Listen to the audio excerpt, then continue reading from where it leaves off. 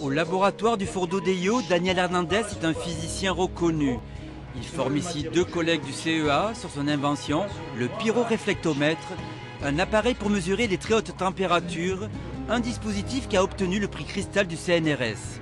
On a découvert Daniel en faisant des recherches par rapport à notre problème de mesure de température et on a découvert sur internet qu'il faisait aussi des livres, qu'il écrivait des polars.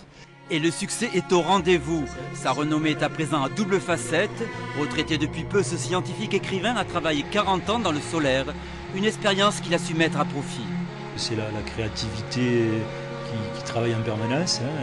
Que vous soyez sur un polar en train de rechercher un assassin ou en train de rechercher des solutions finalement au four solaire, c'est la même chose, en particulier la recherche des photons, etc. Voilà.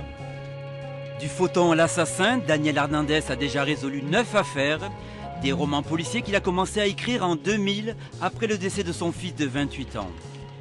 Chacun choisit sa voie pour arriver à sortir d'une chose qu'on n'accepte pas. Et pour sortir d'une chose qu'on n'accepte pas, souvent on crée son monde. La littérature, c'est une façon de créer son monde. Fils d'immigrés espagnols, Daniel Hernandez passe son enfance à Ouveillan, dans l'Aude. Après des études à Perpignan, il s'installe à Font-Romeu, il fonde sa famille. Ses polars s'inspirent de la région dans laquelle il fait vivre ses personnages. Moi j'écris effectivement exprès sur le Languedoc et le Roussillon.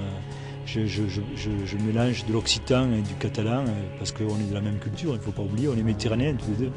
Son dernier opus, Absinthe, une intrigue chez les douaniers du poste frontière du Pertus, peu après l'annonce des accords de Schengen, publié aux éditions Mare Nostrum.